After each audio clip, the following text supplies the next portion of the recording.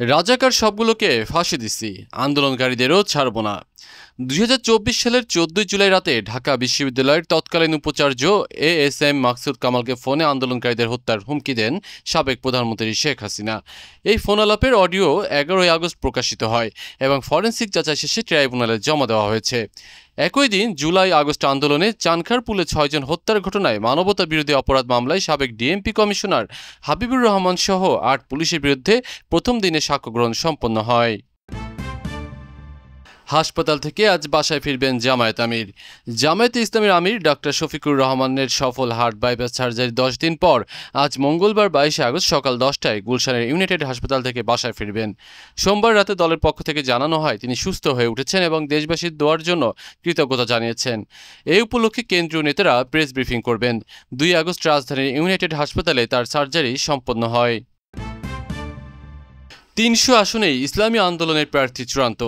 ইসলামী আন্দোলন বাংলাদেশ ত্রয়োদশ জাতীয় নির্বাচনের জন্য ৩০০ আসনে প্রার্থী বাছাইয়ের তৃতীয় ও শেষ ধাপের সাক্ষাৎকার সম্পন্ন করেছে।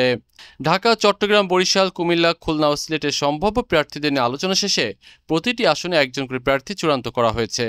দলের মহাসচিব মাওলানা ইউনুস আহমেদ জানান, প্রার্থী তালিকা শীঘ্রই ঘোষণা করা হবে এবং সহিংসতা মুক্ত সুষ্ঠু নির্বাচনের জন্য সব দলের সমান অংশগ্রহণ নিশ্চিত করার আহ্বান জানান।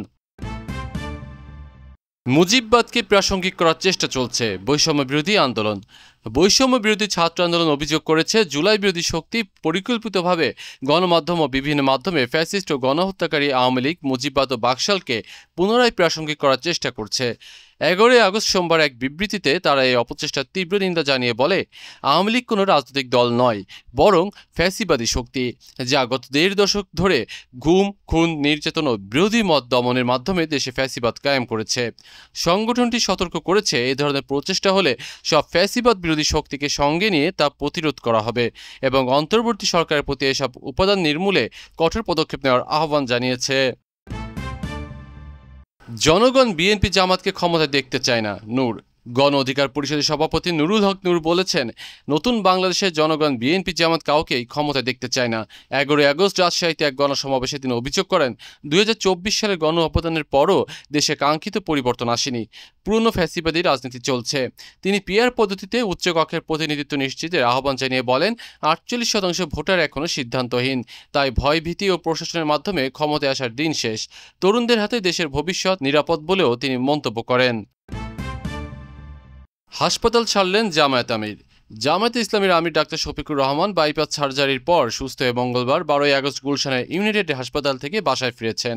দলের নায়েবে আমির সৈয়দ আবদুল্লাহ মোহাম্মদ তাহের জানান, তার পূর্ণ সুস্থতার জন্য আরও ২ সপ্তাহ বিশ্রামের প্রয়োজন। ৩ সপ্তাহ পর তিনি জনসম্মুখে আসবেন। চিকিৎসকরা জানিয়েছেন, গত ২ আগস্ট তার হার্টে ৫টি ব্লক অপারেশনের পর থেকে তিনি ধীরে ধীরে সুস্থ হচ্ছেন এবং ১ মাসের মধ্যে স্বাভাবিক জীবনে ফেরার আশা করা হচ্ছে। জিয়াকে হত্যায় শেখ হাসিনার হাত নেই তা নিশ্চিত বলা যায় না, গয়েশ্বর। বিএনপির স্থায়ী কমিটির সদস্য গয়েশ্বর চন্দ্র রায় বলেছেন, জিয়াউর রহমানের মৃত্যুর সঙ্গে শেখ হাসিনার হাত নেই তা নিশ্চিতভাবে বলা যায় না, কারণ ১৯৮১ সালে তার দেশে ফেরার মাত্র ১৩ দিন পরেই জিয়াকে হত্যা করা হয়। ১২ আগস্ট পল্টনে আরাফাত রহমান কোকোর জন্মবার্ষিকীতে খাবার বিতরণ অনুষ্ঠানে তিনি এ মন্তব্য করেন। এ সময় বিএনপি নেতা ডাক্তার AJM জাহিদ হাসান স্বচ্ছ প্রক্রিয়ায় জাতীয় নির্বাচনের আহ্বান জানান। বনানীতে কোকোর কবর জিয়ারত শেষে রুহুল কবির রিজভী বলেন, রাজনৈতিক প্রতিহিংসার শিকার ছিলেন কোকো, স্বাভাবিক রাজনীতি থাকলে তার অকাল মৃত্যু হতো না। তিনি নির্বাচনকে বিতর্কিত করা ষড়যন্ত্র, চাঁদাবাজ, দখলদারদের বিরুদ্ধে সরকারকে পদক্ষেপ নেওয়ার আহ্বান জানান। গণতন্ত্র বিরোধী শক্তি বিএনপিকে টার্গেট করেছে, রিজভী। বিএনপির সিনিয়র যুগ্ম মহাসচিব রুহুল কবির রিজভী বলেছেন, ফ্যাসিস্ট সরকারের পতনের পর আরেক গণতন্ত্র বিরোধী শক্তি জাতীয়তাবাদী শক্তিকে টার্গেট করছে। তিনি অভিযোগ করেন, এই শক্তি ধর্মের নামে নানা কৌশল অবলম্বন করে সামনের নির্বাচনে বিতর্কিত করার ষড়যন্ত্র করছে। রিজভী বলেন, পরাজিত ফ্যাসিবাদের দোসররা পার্শ্ববর্তী দেশ থেকে অবৈধ অস্ত্র ও কালো টাকায় কাজ করছে এবং গণতান্ত্রিক কর্মসূচিতে বাধা দিচ্ছে। তিনি আশাবাদ ব্যক্ত করেন, এই অবস্থা সত্ত্বেও জাতি একটি অবাধ ও সুষ্ঠু নির্বাচন চাইছে।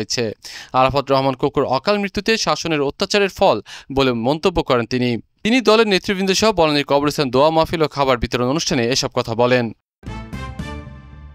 খুনি হাসিনাকে আশ্রয় ও ভারতীয় আগ্রাসনের বিরুদ্ধে মোদীকে নিন্দা প্রতিবাদপত্র পাঠাবে জাগপা।